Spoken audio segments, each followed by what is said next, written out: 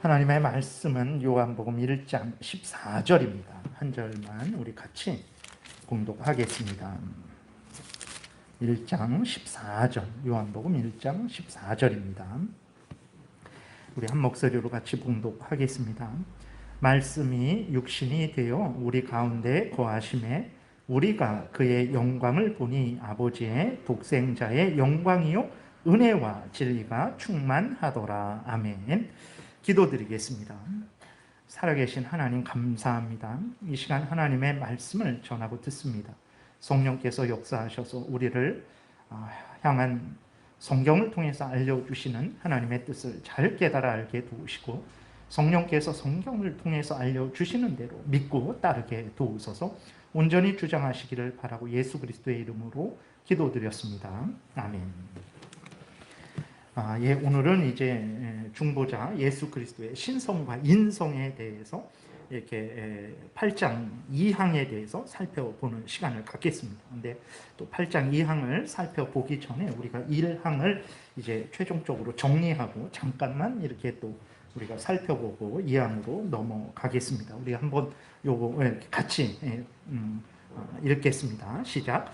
하나님께서는 영원한 목적을 가지고 그의 독생자 주 예수를 하나님과 사람 사이의 중보자, 선지자, 제사장, 왕, 교회의 머리와 구주, 만유의 상속자와 세상의 심판자로 택하시고 임명하시기를 기뻐하셨다.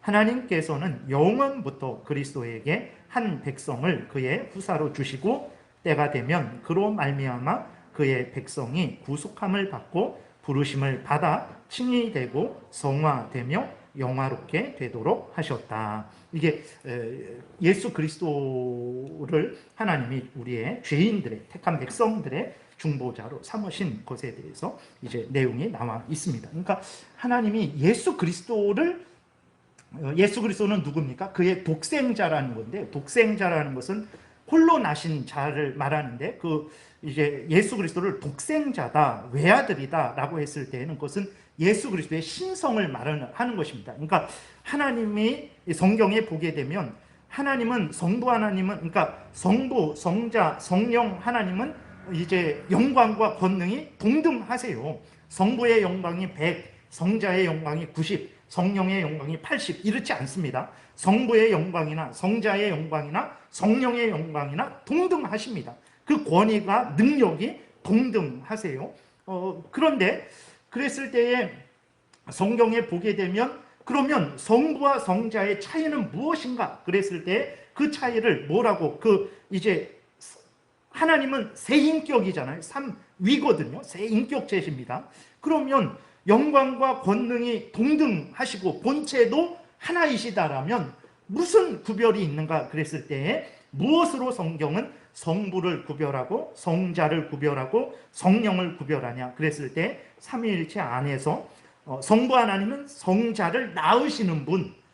그래서 보게 되면 내가 오늘 히브리서 1장에서도 내가 오늘 너를 낳았다 이렇게, 너는 내 독생자다 이렇게 말씀을 하세요. 근데 그 낳았다라는 표현이 이제 인간들은 아기를 낳잖아요. 아기가 없다가 아기가 생겨서 아기를 낳습니다. 그러니까 없다가 생기는 거거든요. 근데 하나님이 예수 그리스도 성자를 향해서 성부 하나님이 성자를 향해서 내가 너를 낳았다라고 이렇게 말씀하실 때에는 그것은 인간처럼 없다가 만들었다 이런 의미가 아니에요.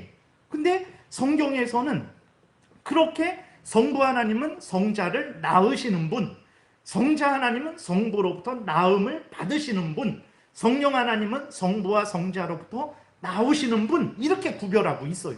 그래서 우리가 성부 하나님이 성자를 낳았다, 성자 하나님은 성부의 독생자다 이런 말을 쓰는 거예요. 우리가 만들어서 마음대로 쓰는 게 아니라 성경에서 삼위일체 하나님, 삼위, 성부, 성자, 성령 하나님을 구별하는데 성부 하나님은 성자를 낳으시는 분이다. 성자 하나님은 성부로부터 낳음을 받으시는 분이다. 성령 하나님은 성부와 성자로부터 나오시는 분이다. 이렇게 표현을 하고 있거든요. 그래서 우리도 이렇게 성부 하나님은 영광이 100이고 성자 하나님은 영광이 90이고 성령 하나님은 영광이 뭐 한 80이고 그렇게 구별을 하는 게 아니라 성경에 나와 있는 대로 성부는 아버지, 성자는 아들. 그래서 아들 하나님 그러는 거예요. 성부로부터 낳음을 받으신 아들 하나님. 그런데 그 아들이라는 의미, 낳았다라는 의미는 인간이 아기가 없었는데 아기가 생긴 거잖아요.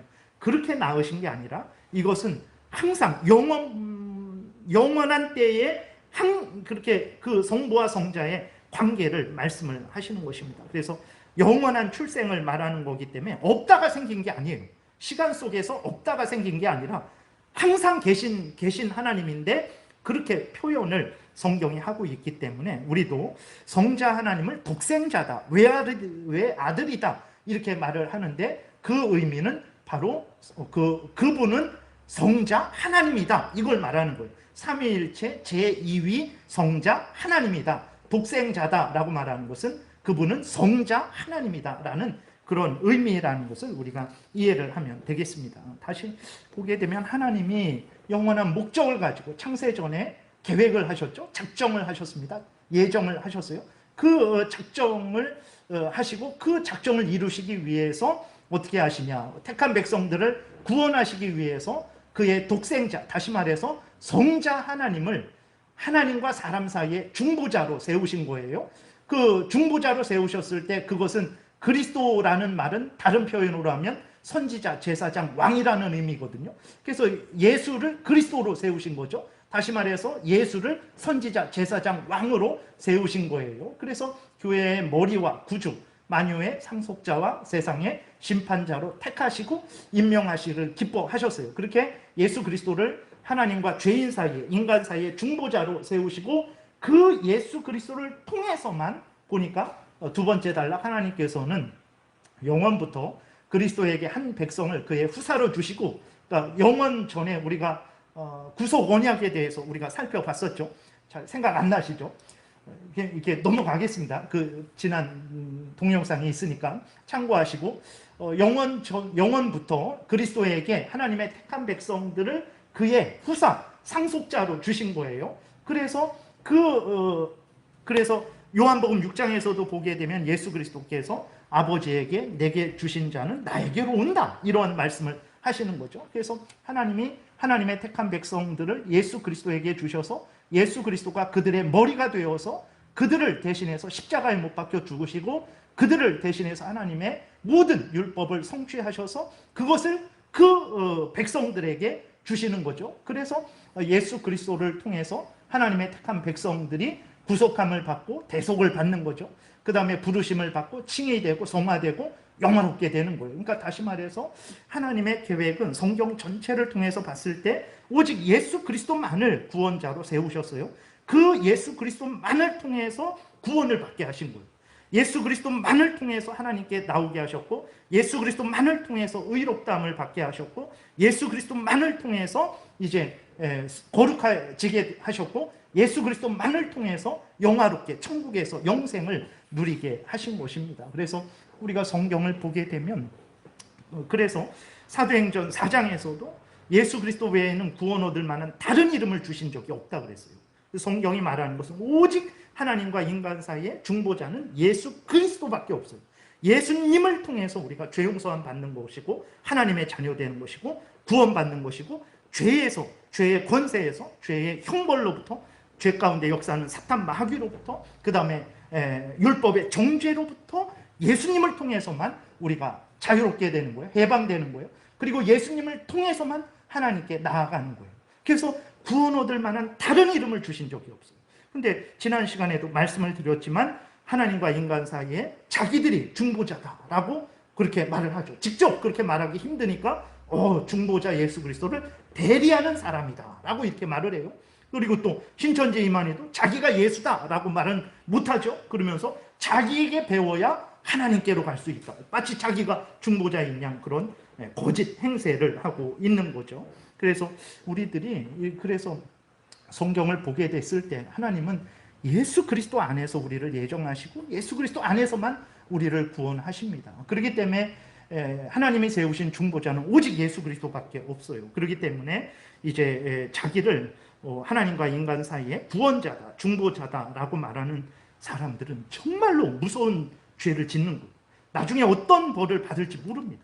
감히 어떻게 이 땅에서도 뭐 자기가 뭐 누구의 아들이다 사칭해도 큰 범죄고 큰 형벌을 받는데, 자기가 예수 그리스도처럼 중보자다 그런 행세를 한다면 나중에 얼마나 큰 형벌을 받겠습니까? 많은 사람들을 속여서 예수 그리스도께로 인도하는 것도 아니고 지옥으로 인도하게 되면 그 형벌을 얼마나 큰 형벌을 받겠습니까? 그래서 우리는 성경에서는 분명히 예수님을 중보자로 세웠고 예수님을 통해서만 하나님의 구원을 하십니다. 이게 성경에 있는 내용이에요. 어디를 찾아봐도 이 똑같은 내용을 여러분들이 확인하실 수 있을 거예요. 그렇기 때문에 우리는 아주 그러한 거짓된 말에 속지 말고 성경에서 알려주는 대로 예수님을 굳게 믿어야 됩니다. 예수님만이 하나님께로 가는 유일한 길이고 진리고 생명이시라는 것을 우리가 분명하게 믿어야 돼요. 그런데 앞에서도 말씀드렸지만 성경을 보고, 성경에도 그렇고 또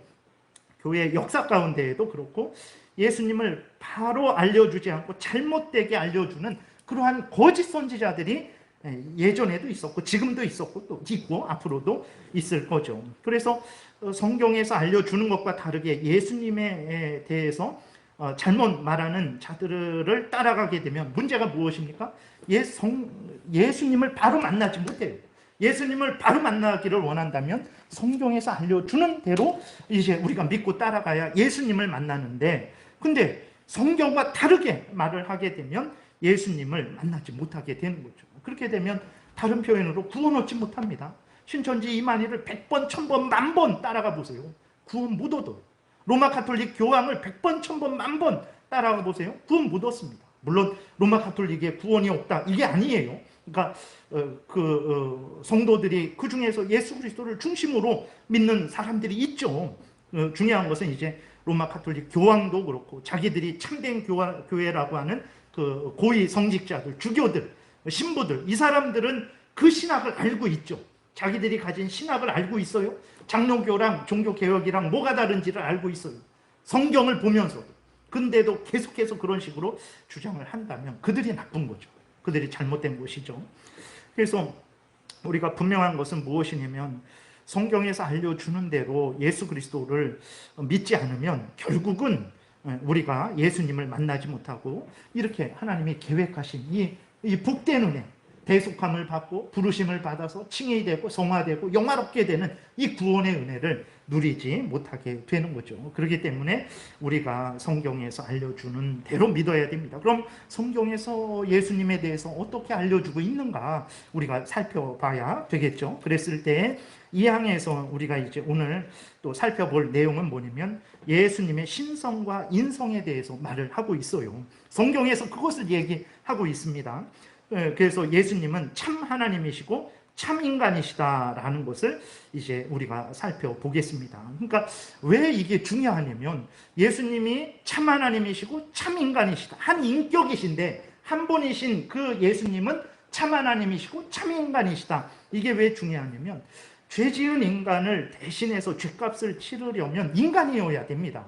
인간을 위해서 동물이 아무리 천천의 순양을 드릴지라도 안 돼요. 그거는 인간이 인간을 대신해서 하나님 앞에 드려져야 되는 거죠. 그렇기 때문에 예수님이 우리를 구원하시기 위해서 중보자가 되시기 위해서는 사람이 되셨어야 되는 거예요. 그래서 성경은 예수님은 참 사람이다 이렇게 말씀을 하고 있어요. 동시에 예수님은 참 하나님이다 이렇게 말씀을 하고 있죠. 왜 그러냐면 왜 참 하나님이어야 또 되는가? 그랬을 때 하나님의 그 진노를 견딜 수 있으려면 사람으로 안 돼요. 우리들은 사람이 우리를 핍박하고 위협하는 것도 못 견딥니다. 근데 하나님의 그 죄에 대한 어미한 심판을 우리에게 쏟아붓게 되면 우리는 못 견뎌요. 그 요한계시록 6장에서도 산아 바위야 내 위에 떨어져서 하나님의 그 진노의 얼굴로부터 나를 가려달라라고 그렇게 인간은 감당을 못하는 거예요. 하나님의 그 진노를 견디기 위해서는 하나님이어야만 되는 거죠. 그리고 택한 백성들이 우리들만 있습니까? 그렇지 않죠. 지금 현 시대에 아프리카에도 미국에도 유럽에도 모든 나라에 다 하나님의 택한 백성들이 있습니다. 사람이 어떻게 그 모든 하나님의 택한 백성들을 전화 연락하고 이렇게 해갖고 다 관리할 수 있습니까? 안 돼요. 하나님이어야만 모든 현 시대의 모든 택한 백성들을 돌보실 수 있고, 과거에 있던 택한 백성들을 돌보실 수 있고, 미래에 있을 택한 백성들을 돌보실 수 있는 거예요. 그렇기 때문에 우리의 구원자, 중보자는 하나님이셔야만 되는 거죠. 그리고 이제 하나님과 인간 사이에 중보자가 되기 위해서는 인간으로만은 안 되죠. 하나님의 뜻을 알아서 온전히 우리에게 전해주고, 또 우리를 데리고 하나님께로 나아가기 위해서는 우리의 중보자는 하나님이어야만 되는 거예요. 그래서 성경은 예수님을 말할 때에 예수님은 참 하나님이시고 참 인간이다. 그러니까 예수님이 우리의 유일한 중보자다, 구원자다 말하면서 동시에 예수님이 참 하나님이고 참 인간이다, 이것을 강조하고 있어요. 근데 역사적으로 그 성경에서도 그렇고 교회사에서도 그렇고 예수님은 참 하나님이 아니다, 예수님은 참 인간이 아니다, 예수님은 한 인격이 아니라 두 인격, 두 사람이 있는 거다, 뭐 온갖 이상한 말을 하는 이단들이 역사적으로 많았어요. 지금도 그렇게 하죠. 예를 들어서 예수님의 인성만 강조하게 되니까, 슈바이처 박사 몇 번 말씀을 드렸죠. 그 노벨상 받은 슈바이처 박사입니다. 근데 그 슈바이처 박사는 예수님을 참 하나님으로 안 봤어요.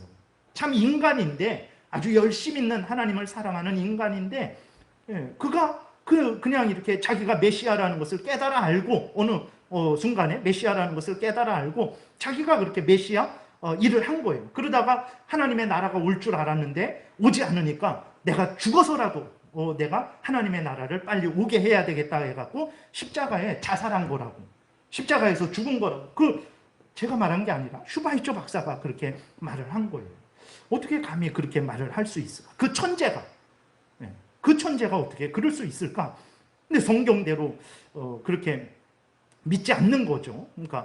그러니까 참으로 그 위대한 성자가 성경과 다른 말을 하는 거예요. 그런 일들이 많습니다. 그리고 또 이제 예수님의 인성만 강조하게 되니까 이제 결국은 신성적인 부분, 뭐 무리를 걸었다, 죽었다가 살아나셨다, 뭐 이러한 것들은 거짓말이 되는 거예요. 그건 제자들이 예수님을 높이려고 꾸며낸 이야기지. 그러면 성경이 거짓말이 되는 거예요. 그러면 성경에서 말하는 하나님도 믿을 수 있는가? 하나님이 천지를 창조하셨을까? 6일 만에 천지를 창조하셨을까? 이렇게 생각하는 거예요. 그러니까 모든 것이 다 이렇게 엉망이 되어 버리는 것입니다. 그리고 이제 또 인성만 강조하게 되면 마치 예수님이 누구냐? 노동자들을 잘 살게 하는 그 일을 하는 게 바로 예수다라고 이렇게 말을 해서 어느 노동자가 예수다, 이렇게 말을 하게 되는 거죠. 그럴 수 없는 것입니다. 예수를 본받는다라는 게, 예수님을 우리가 어떻게 본받습니까? 물론 하나님을 사랑하고 경외하고 그러한 차원에서는 우리가 본받지만, 우리가 예수님하고 똑같은 일을 할 수 있습니까? 안 됩니다. 예수님은 참 하나님이시고 참 인간이세요. 독생자, 전지전능하신 삼위일체 제2위 성자 하나님이십니다. 근데 우리가 그분을 어떻게 똑같이 본받을 수 있겠어요? 물론 이제 그러니까 하나님의 그 백성으로서 어떻게 하나님을 섬겨야 되는지를 보여주신 부분에 있어서는 본받고 따를 수 있겠지만, 그 참 하나님이시고 참 인간으로서 우리의 구원을 위해서 하나님과 인간 사이의 중보자로서 행하신 일들은 우리가 본받을 수 없어요. 근데 마치 예수님을 우리가 다 본받을 수 있다라고 그렇게 주장을 하고 예수님을 본받으라 라고 이런 말을 하는 거잖아요. 물론 그것을 분별해서 말을 하면 괜찮은데 이러한 것들을 분별하지 않고 그렇게 말을 하는 거죠. 그 또 심각한 문제는 이제 예수님의 신성과 인성이 하나로 되어 있는데, 그러면 예수님을 그림으로 그린다 그랬을 때 그것도 심각한 문제입니다. 예수님을 본 사람도 없어요.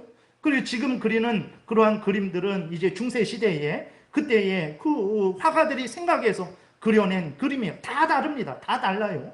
다 다르죠. 근데 어쨌든 예수님을 직접 보지도 못했고 근데도 그림을 그려요. 두 번째로는 예수님은 참 하나님이시고 동시에 참 인간이에요. 신성과 인성을 완전하게 가지신 분입니다. 그러면 그 신성을 어떻게 표현을 할 수 있겠어요? 신성과 연합된 인성을 어떻게 표현을 할 수 있겠어요? 완전한 인간이시지만 인간이 이렇게 따로 있는 게 아니에요. 신성과 인성이 연합이 되어 있어요. 그래서 완전한 인간이고 동시에 완전한 하나님이세요.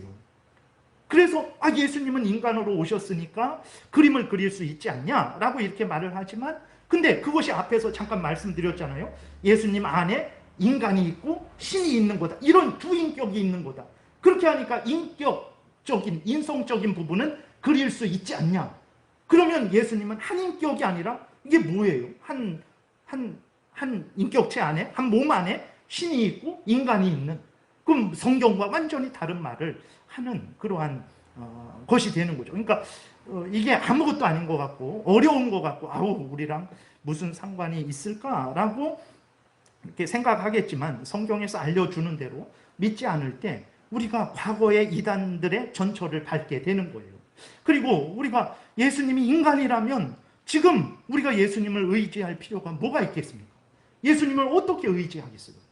신이시니까 나를 위해서 나의 심사를 통촉하시고, 나를 하늘에 계시지만 여전히 땅에서 하시던 것처럼 우리를 지키시고 보호하시고, 악한 사탄 마귀로부터 보호하시고, 죄로부터 보호하시고, 다시 오셔서 우리를 영원한 천국으로 인도하실 전능하신 구원자시니까 우리가 예수님을 의지하는 거지. 예수님이 인간이라면 우리가 예수님을 뭐라로 의지합니까? 차라리 지금 대통령에게 가서 잘 보여서 대통령을 의지하는 게 100번 낫죠. 그렇게 되니까 이게 성경대로 예수님이 누군지를 우리가 알게 되는 것은 우리의 실제적인 문제입니다. 현실적인 문제라는 것을 우리가 기억을 해야 됩니다. 그래서 이 항을 살펴보는데 좀 말이 어렵지만 여러분들이 하나하나 이렇게 따져보시면 어렵지는 않습니다. 이게 천천히 한번 읽어보겠습니다. 삼위일체의 두 번째 위격이신 하나님의 아들은 성자 하나님을 말하는 거예요. 참되고 영원한 하나님이시고 성부와 한 본체이시고 동등하시다. 그러죠. 앞에서 말씀드린 대로 삼위일체 하나님이잖아요. 하나님은 삼위예요. 그러니까 한 분 하나님은 삼위, 세 인격체입니다. 세 인격체는 성부, 성자, 성령이에요.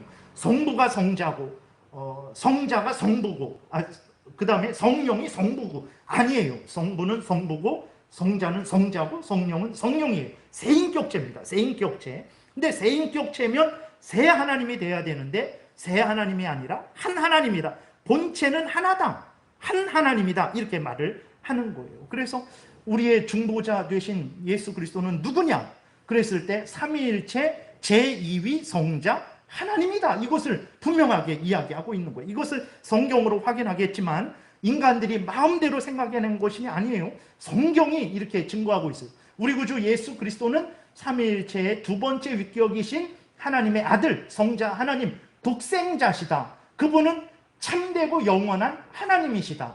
성부와 한 본체시다. 성부 따로 성자 따로 있는 게 아니라 성부는 성부고 성자는 성자고 성령은 성령인데 한 하나님이시다. 한 분이시다. 이것을 말을 하고 있는 거예요. 그래서 영광과 권능이 동등하시다. 성부의 영광이나 성자의 영광이나 성령의 영광이나 성부의 능력이나 성자의 능력이나 성령의 능력이나 동등하세요.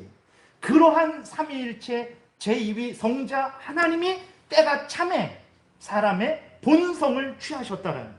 사람이 되셨다라는 거예요. 근데 여기에서도 이단들이 그런 거 아니야. 하나님이 인간이 되신 게 아니고 그냥 환상으로 나타난 거야. 이렇게 주장하는 사람들이 요한일서에도 보게 되면 예수가 인간이 되셨다고 이 땅에 오셨다라는 것을 부인하는 사람들이 그 당시에도 있었던 거예요. 요한일서에도. 그래서 분명히 그 성자 하나님이 때가 참에 하나님이 정하신 때가 되니까 사람의 본성을 취하셨다. 인성에 속하는 모든 본질적 고유성과 공통적 연약성을 가지셨다. 다시 말해서 인성은 육체와 영혼을 말을 하는 거예요. 하나님이 인성에 속하는 모든 본질적 고유성, 공통적 연약성, 인간성을 취하셨다라는 거예요. 그러니까 다시 말해서 성자 하나님이 인간이 되셨다라는 거예요. 90% 인간이 되셨다라는 게 아니라 100% 인간이 되셨다라는 거예요. 하나님이 인간이 되셔서 그분은 하나님이시고 인간이시다. 이렇게 말을 하고 있는 거예요. 그러나 죄는 없으시다. 왜냐하면 그는 성령의 능력으로 동정녀 마리아의 몸에 그녀의 본질을 취하여 잉태되셨기 때문이다. 성령의 능력으로 처녀 마리아의 몸에 잉태되셨기 때문에 이제 죄가 없다라는 거예요. 그러므로 온전하고 완전하며 구별되는 두 본성, 곧 신성과 인성이 한 인격 안에, 한 몸 안에 신이 있고 두 인격이 있는 게 아닙니다. 한 인격인데 신성과 인성이 연합되어 있어요. 그래서 그분은 하나님이시고 그분은 인간이시다, 이렇게 성경이 말을 하고 있죠. 근데 그 신성과 인성이 연합되어 있는데 변화됨 없이, 혼합 없이, 혼동 없이, 서로 분리 없이 결합되어 있다라는 거예요. 여기 자세하게 이제 살펴보겠습니다. 이분은 참 하나님이시요 참 사람이시나 한 분 그리스도시요. 아니 그러면 참 하나님이고 참 사람이면 두 분인가? 그렇지 않고 한 분이다. 한 분 그리스도다. 하나님과 사람 사이의 유일한 중보자시다라고 이렇게 성경에서 말하고 있는 예수님의 신성과 인성에 대해서 이렇게 기록이 되어 있습니다. 그래서 정말 그런가? 그랬을 때에 성자 하나님이 이제 인간이 되신 것에 대해서 이야기하고 있죠. 그래서 성자 하나님이 인간이 되신 거예요. 마리아의 몸에서 인간이 되신 거예요. 그래서 성경에서는 그 예수님을 참 하나님이시다, 참 인간이다 말씀을 하고 있습니다. 넘겨보세요. 넘겨보면 요한복음 1장 1절에 보게 되면 태초에 말씀이 계시니라. 이 말씀이 하나님과 함께 계셨으니 이 말씀은 곧 하나님이시니라. 이렇게 기록이 되어 있죠. 그러니까 성자 하나님의 신성을 말하는 거예요. 우리 가운데 태어나신 그분은 누구냐? 태초부터, 영원 전부터, 창세기 1장 1절 전부터 계셨던 하나님과 함께 계셨던, 성부 하나님과 함께 계셨던 성자 하나님이다. 성자 하나님을 말씀이다. 이렇게 다른 이름으로 부르고 있는 거예요. 그래서 그 말씀이, 다시 말해서 영원부터 하나님과, 성부 하나님과 함께 계셨던 그 성자 하나님이 때가 되어서 14절에 말씀이 육신이 되어 우리 가운데 거하셨다 그랬어요. 2항에서 살펴봤던 대로 삼위일체 두 번째 위격이신 하나님의 아들은, 넘겨보세요. 다시 이렇게 앞으로 2항으로 한 번 더. 요거 앞부분 자른 건데, 삼위일체의 두 번째 위격이신 하나님의 아들은 참되고 영원한 하나님이시고 성부와 한 본체시고 동등하시다. 때가 참에 사람의 본성을 취하되 인성에 속하는 모든 본질적 고유성과 공통적 연합성을 가지셨으나 죄는 없다. 그러니까 하나님이 인간이 되셨다는 걸 얘기하죠. 다시 요한복음 1장 보게 되면, 그죠? 태초에 말씀이 계십니다. 이건 창세기 1장 1절 전입니다. 영원부터 이 말씀이 예수 그리스도를 말하는 거예요. 성자 하나님이 하나님과 함께 계셨으니, 성부 하나님과 함께 계셨는데 성자 하나님은 하나님이시다. 그리고 1장 14절에 때가 되어서 말씀이 육신이 되어 우리 가운데 거하신다. 그러니까 이 항을 인간들이 마음대로 생각해낸 게 아니라 이렇게 성경이 그것을 이야기하고 있어요. 하나님이 인간이 되셨다라는 것을. 그래서 그 우리가 말씀이 육신이 되어 마리아의 몸에서 나신 그분을 보니까 그의 영광을 보니 아버지의 독생자의 영광이요 삼위일체 성자 하나님의 영광이요 은혜와 진리가 충만하다라는 것을 증거하고 있는 거예요. 그러니까 성경은 예수 그리스도는 누구냐? 참 하나님이시다 이렇게 말하고 있어요. 갈라디아서 4장 4절에서 때가 참에 우리가 살펴본 대로 2항에서도 때가 참에 사람의 본성을 취하셨다 이렇게 기록되어 있잖아요. 갈라디아서 4장 4절 말씀 인용한 겁니다. 때가 참에 하나님이 그 아들을 보내사. 그러니까 2항, 다시 2항 보세요. 여기 보게 되면 때가 참에, 이 세 번째 줄에 때가 참에 사람의 본성을 취하되 라고 한 것이 그냥 우리가 웨스트민스터 신앙 고백서를 만든 그 학자들이, 목사들이 꾸며낸 말이 아니고, 다시 갈라디아서 4장 4절에 보게 되니까 기록 하나님의 말씀이에요. 때가 참에 하나님이 그 아들을 보내사 성자 하나님을 보내신 거예요. 여자에게서 나게 하시고 율법 아래 나게 하셨다 이렇게 기록이 되어 있습니다. 그래서 그분, 여자에게서 나신 분, 이 땅에 오신 분, 율법 아래 나신 그 예수님이 누구냐? 하나님의 아들이다. 성경이 이렇게 이야기를 하고 있는 거예요. 그래서 요한복음, 다시 요한일서 5장 20절에도 넘겨보세요. 보게 되면 또 아는 것은 하나님의 아들이 이르러 우리에게 지각을 주사 하나님의 아들 성자 하나님이 우리에게 이르는 거예요. 우리에게 지각을 주사 우리로 참된 자를 알게 하시고 하나님을 알게 하시는 거예요. 그러니까 예수님을 통해서만 하나님을 아는 거예요. 저를 통해서 하나님을 아는 게 아닙니다. 물론 저는 이런 설교 말씀을 전해 주어서 여러분들에게 도움을 주지만 그것은 그 설교 말씀을 성령께서 사용하셔서 여러분들로 하여금 예수 그리스도를 믿게 하시고 그 예수 그리스도를 통해서 하나님을 알게 하시는 거예요. 교황이, 목사가 하는 거 아닙니다. 신천지 이만희가 하는 거 아니에요. 그래서 분명히 여기에서 또 아는 것은 하나님의 아들이 우리에게 아들이 이르러 우리에게 지각을 주사 우리로 참된 자, 유일하신 하나님 성부 하나님을 알게 하신 것과 또한 우리가 참된 자, 곧 그의 아들 예수 그리스도 안에 있는 성부 하나님의 아들 예수 그리스도 안에 있는 것이니 우리가 그 예수 그리스도 안에 있게 됐다라는 거예요. 예수 그리스도는 참 하나님이요 영생이시다 이렇게 말을 하고 있는 거예요. 그러니까 성경이 예수님이 누구냐? 인간이냐?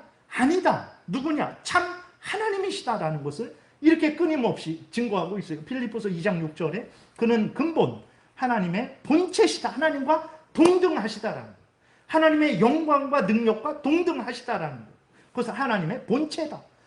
그러나 하나님과 동등됨을 취할 것으로 여기지 아니하시고 이 땅에 오셨다라는 것을 이야기하고 있는 거죠. 그래서 예수 그리스도는 하나님이시다라는 것을 성경이 증거하고 또 예수는 참 인간이다라는 것을 증거하죠. 히브리서 2장 14절에 보게 되니까 자녀들은 하나님의 택한 백성들을 말해요. 혈과 육에 속했다.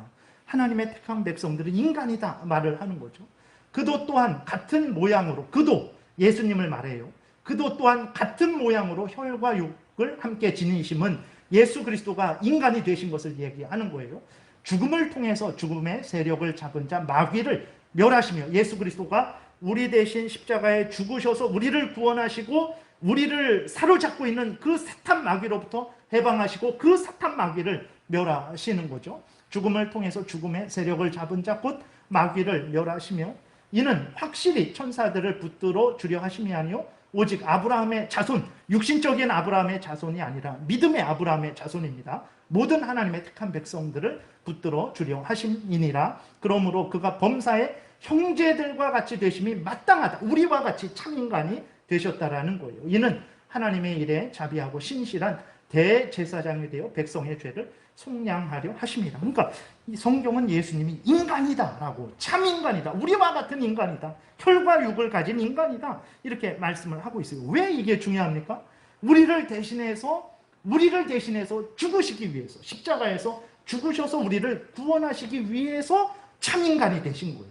근데 하나님은 아니야, 어떻게 전능하신 하나님이 이 더러운 육신이 인간이 될 수 있어, 그냥 환상으로 나타난 거야 라고 요한일서에서도 그렇게 말하는 가연설이라고, 예수님이 진짜 인간이 된 게 아니라 환상이야, 그건 환상이야 라고 그렇게 주장하는 사람들이 있어요.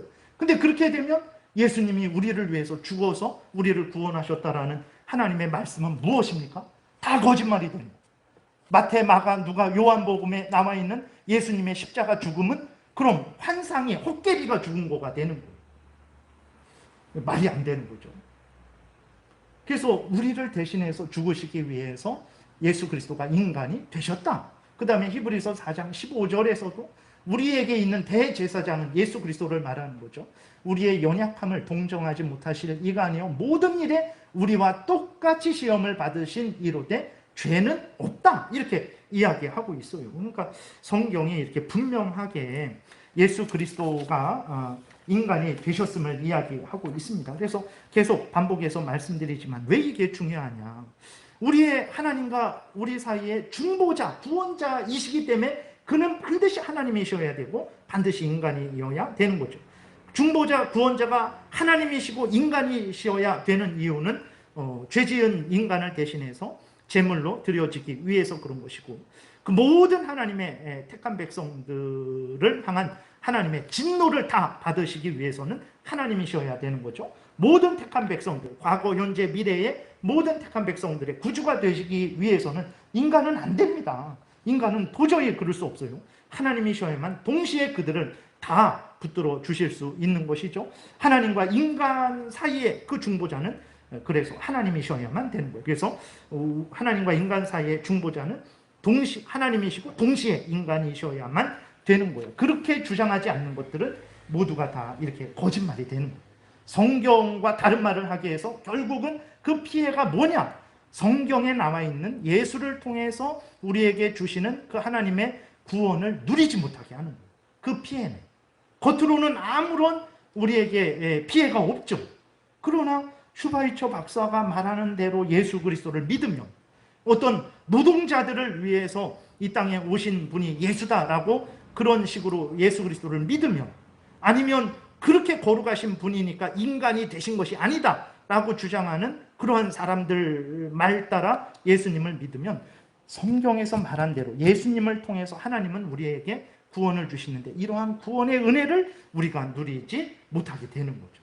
그렇기 때문에 우리가 정신을 차리고 성경에서 말하는 대로 예수님이 누군가 살펴봐야 되는 것입니다. 근데 우리들이 너무 관심을 갖지 않았던 거예요. 사실은 성경이 말씀드린 대로 여러분들이 요한복음 1장 1절, 14절, 요한일서 5장 20절, 빌립보서 2장 6절 이런 말씀, 히브리서 4장, 2장 이런 거 안 읽었겠습니까? 많이 읽으셨잖아요.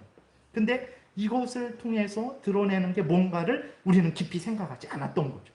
그러니까 신천지 이만희 같은 그러한 거짓된 사람들의 말에 속는 거예요. 그 자유주의자들의 말에 속는 거예요. 그 영지주의자들이라고 예수님이 이 땅에 온 게 아니라 그냥 환상으로 왔다라는 말에 속는 거예요. 그렇게 되면 결국은 예수를 통해서 주시는 하나님의 은혜를 누리지 못하게 되는 거죠. 얼마나 큰 문제입니까? 그래서 역사적으로 이렇게 보게 되면 말씀드린 대로 예수님에 대해서 잘못 말하는 사람들이 많았어요. 어떻게 말했냐면 슈바이처 박사만 처음 말한 게 아니라 과거에도 그런 사람들이 많았습니다. 종교개혁 때도 있었고 예수님 당시에도 있었고. 그러니까 예수님은 원래 사람이었는데 하나님의 아들이 된 거다 이렇게 말을 해요. 성경과 완전 다르죠. 성자 하나님이 인간이 되신 것이다 이렇게 분명히. 그래서 그분은 참 하나님이고 참 인간이다 이렇게 말하는데, 아니야, 원래 인간인데 하나님의 말씀을 잘 따라서 하나님의 은혜를 받아서 신이 됐어. 이런 사람들이 실제로 있었습니다. 그 다음에 예수님은 말씀드린 대로 사람이 된 게 아니야. 그냥 환상이야, 환상. 예수님이 막 이렇게 다니고 그랬는데 그거는 그냥 환상이야, 거짓이야, 진짜가 아니야. 이런 주장을 하는 사람들이 옛날에도 있었고 지금도 있고. 그 다음에 성자 하나님이 인간 안에 들어가셨다라는 거. 인간 안에 성자 하나님이 들어가셔서 두인격체예요. 두인격체. 그래서 이상한 두 사람이 되는 거죠. 그리고 아니면 하나님과 인간이 합해져 갖고 제3의 이상한, 하나님도 아니고 인간도 아닌 이상한 사람이 되었다. 이런 주장을 하는 사람들이 실제적으로 과거도 있었고 지금도 있고 앞으로도 있습니다. 이러한 사람들의 말을 따르게 되면 예수 그리스도를 통해서 우리에게 주시는 하나님의 은혜를 누리지 못하기 때문에 우리가 깨어서 정말 경계하고 성경에서 알려주는 대로 믿어야 되는 거예요. 그 다음에 하나만 더 보겠습니다. 넘겨보세요. 이게 다시 앞으로 다시 한 번 더 여기에서 보겠습니다. 삼위일체의, 그러니까 동정녀 마리아의 몸에 난 것에 대해서 죄가 없는, 예수님은 인간인데 죄가 없는 부분에 대해서 말씀을 드리겠어요. 삼위일체의 두 번째 위격이신 하나님의 아들은 참되고 영원한 하나님이시고 성부와 한 본체이시고 동등하시다. 때가 참에 사람의 본성을 취하되 인성에 속하는 모든 본질적 고유성과 공통적 연약성을 가졌으나 인간이 되셨다라는 거예요. 인간의 영혼과 육신을 가지셨다라는 거예요. 그래서 그분은 참 인간이다라는 거예요. 근데 참 인간이면 죄가 있어야 되는 거거든요. 아담의 모든 후손들은 아담의 원죄를 물려받습니다. 그 죄가 전가돼요. 근데 예수님은 죄가 없다라는 거예요. 왜 그러냐? 어떻게 인간이신데 죄가 없을 수 있냐? 그랬을 때, 왜냐하면 그는 성령의 능력으로 동정녀 마리아의 몸에 그녀의 본질을 취하여 잉태되셨기 때문이다. 성령의 능력으로 잉태되셨기 때문에 죄가 없다. 이것을 말하고 있어요. 이게 인간들이 그냥 스스로 생각해낸 것인가? 그러지 않습니다. 그러니까 다시 정리하면 아담은 대표라 그랬잖아요. 모든 인류의 대표예요. 그래서 아담과 하나님이 행위 언약을 맺었죠. 아담이 범죄했죠. 행위 언약을 깨뜨렸어요. 그 행위의 언약을 깨트린 것은 개인으로 깨트린 게 아닙니다. 모든 인류를 대표하는 대표자로서 깨트린 거예요. 그렇기 때문에 아담이 범죄한 것은 모든 인류가 범죄한 거예요. 그렇기 때문에 아담이 범죄함으로 말미암아 형벌받은 것은 모든 인류가 형벌받습니다. 근데 이제 점점 태어나게 될 때, 그랬을 때 아담의 그 부패성과 죄에 대한 책임, 형벌이 자손들에게 전가되는데 어떻게 전가되냐? 정확하게 우리는 잘 모르지만, 그러나 어떻게 전가되냐? 이렇게 남자와 여자가 한 몸이 되어서 보통의 생육법을 통해서 출생하는 그러한 모든 인간들에게 그 아담의 죄가 전가되는 것으로 이제 보고 있죠. 그래서 그 아담의 죄의 그 전가로부터, 아담의 부패성으로부터 예수 그리스도를 보호하기 위해서 첫 번째로 하나님께서 예수 그리스도가 어떻게 인간이 되게 하셨냐 그랬을 때에 동정녀 마리아에게서 태어나게 하신 거예요. 그러니까 남자와 여자의 보통 생육법을 통해서 태어나게 하신 게 아니죠. 그래도 여자를 통해서도 죄가 전가될 수 있지 않습니까? 맞아요. 여자를 통해서도 전가되죠. 그래서 보통 남자와 여자의 생육법을 통해서 예수님이 태어나지 않고 동정녀에게서 태어나게 하셨어요. 아니, 동정녀에게서 태어나도 죄가 전가되지 않습니까? 맞아요. 그래서 성령으로 잉태하게 하신 거예요. 성령으로 잉태하게 하셨다라는 것은 예수님이 마리아의 몸에 잉태되시는데 그 모든 것들을 성령께서 주관하셔서 역사하셔서 죄 없이 잉태되게 하셨다라는 거예요. 그런 의미인 것입니다. 이것을 막 성령과 마리아가 한 몸이 되어서 그랬다라는 진짜 신성모독적인 말을 하는 사람들이 있는데 그런 거 절대 아닙니다. 그래서 보게 되면 정말 그런가? 이것은 여기 그 앞부분에 죄는 없다. 왜냐하면 그는 성령의 능력으로 동정녀 마리아의 몸에 그녀의 본질을 취하여 잉태되셨기 때문이다. 이거 그냥 그 신학자들이 사변적으로 생각해낸 거 아닌가? 아닙니다. 성경이 말을 하고 있어요. 누가복음 1장에 보게 되면 이렇게 나와 있죠. 이제 이렇게 기록되어 있습니다. 1장 34절에 마리아가 처녀인데 성령께서 역사하셔서 이제 예수님이 태어나실 것을 이야기하고 있어요. 그러니까 마리아가 천사로부터 그 이야기를 듣고는 깜짝 놀라죠. 깜짝 놀라서 마리아가 뭐라고 말합니까? 천사에게 이렇게 말해요. 마리아가 천사에게 말하되 나는 남자를 알지 못하니, 그러니까 남자와 동침하지 않았습니다. 근데 제가 어떻게 잉태를 할 수 있습니까? 그러니까 분명하게 마리아는 남자를 알지 못하는 사람이다 라고 이렇게 자기 스스로 대답을 해요. 그랬더니 35절에 이제 천사가 하나님의 말씀을 전하죠. 이렇게 말합니다. 그러니까 내가 남자를 알지 못했을지라도 천사가 대답하여 이르되 성령이 내게 임하시고 지극히 높으신 이의 능력이 너를 덮으시리니 이러므로 나실 바 거룩한 이는 하나님의 아들이다. 그분이 하나님의 아들이라는 거예요. 그러니까 성령으로 하나님이 당신에게서 잉태되어서 나실 것입니다. 그분은 인간이시고 동시에 하나님의 아들입니다. 성자 하나님입니다.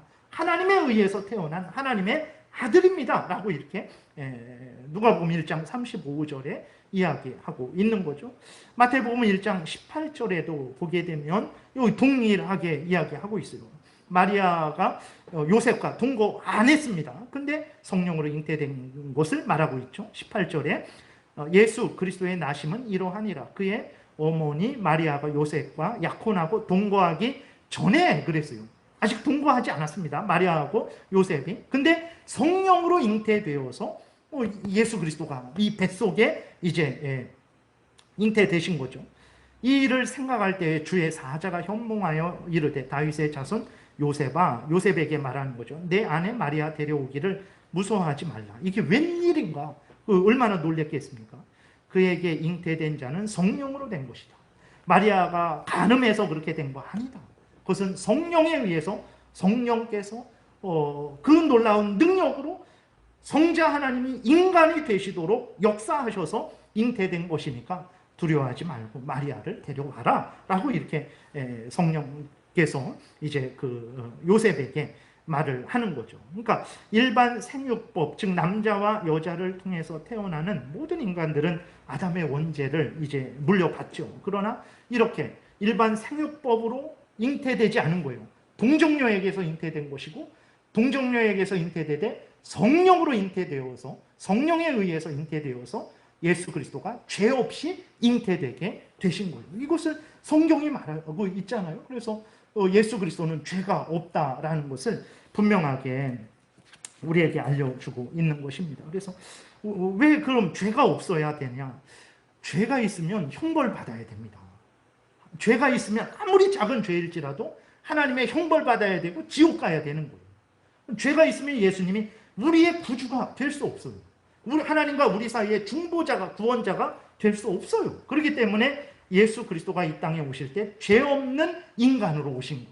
그래서 하나님 앞에 자신의 흠없고 순결한 자기 몸을 하나님께 영원한 제물로 단번에 드리실 수 있었던 거예요. 그렇기 때문에 성경대로 알려주는 대로, 성경이 알려주는 대로 예수 그리스도를 믿는 게 이렇게 중요합니다. 아무것도 아닌 것 같잖아요. 그게 뭐가 중요해. 하나님이면 어떻고 사람이면 어때? 아우 복잡해. 그거 그냥 대강 예수 믿으면 되지. 그렇죠. 그러면 됩니다. 이런 거 자세히 몰라도 괜찮아요. 그러나 우리가 신앙생활 하다가 또 어떤 이단들이 우리를 유혹하고 공격하고 그럴 때는 이걸 모르면 신천지 이만희에게 빠집니다. 문선명에게 빠지고 속아 넘어가게 되는 거예요. 수많은 결국은 그 결과는 어떻게 됩니까? 성경이 말하는 예수님을 믿는 게 아니에요. 거짓된 사람들이 거짓된에게 전한 거짓된 잘못된 예수님을 믿는 거예요. 그러면 거기에는 생명이 없는 거예요. 정말 심각한 문제가 발생하는 거죠. 그렇기 때문에 말씀을 정리합니다. 예수님이 누구냐? 성자 하나님이 인간이 되신 거예요. 그래서 그분은 참 하나님이시고 참 인간이십니다. 인간의 90%를 취한 게 아니라 100% 인간입니다. 하나님이 100% 인간이 되신 거예요. 그래서 그분은 100% 하나님이시고 100% 인간인 거예요. 참 하나님이시고 참 인간이십니다. 그런데 죄는 없어요. 왜 죄가 없냐? 성령으로 동정녀에게서 잉태되셨기 때문에. 왜 그게 중요하냐? 죄가 있으면 형벌받아야 되지. 우리의 구원자가 될 수 없습니다. 그렇기 때문에 우리의 구원자가 되기 위해서는 죄가 없어야 되는 거예요. 그리고 왜 참 하나님이시고 동시에 참 인간이어야 되는가? 참 하나님이셔야만 모든 택한 백성들을 구원해 주실 수 있어요. 제가 여러분들 여기 몇 명 모이지 않았는데도 다 관리 못합니다. 그 일거수일투족을 어떻게 제가 다 살필 수 있겠어요? 하나님이어야만 모든 하나님의 택한 백성들을, 모든 장소에 있는, 모든 시대 가운데 있는 택한 백성들을 구원하실 수 있고 붙들어 주실 수 있고, 또 하나님이어야만 하나님의 그 진노를 감당할 수 있어요. 인간은 못 감당하죠. 그리고 하나님이어야만 하나님과 인간의 영원한 중보자가 될 수 있어요. 아론 보세요. 아론도 이렇게 아론의 대제사장들도 이스라엘 백성들과 하나님의 그 일시적인 중보자였지만 죽습니다. 죽으면 새로운 제사장이 또 임명되고 새로운 제사장이 임명되고 그래야 돼요. 그럼 예수님이 참 하나님이 아니면 70년, 80년 후에 다른 또 사람을 의지해야 됩니다. 그러나 예수님은 영원하신 분이기 때문에 우리는 항상 예수님만 의지하면 되는 것이고, 왜 참 인간이어야만 되는가 그랬을 때 우리를 대신해서, 인간을 대신해서 그 하나님의 진노를 담당하시기 위해서는 참 인간이셔야만 되는 거죠. 근데 성경이 이것을 말하고 있는 거예요.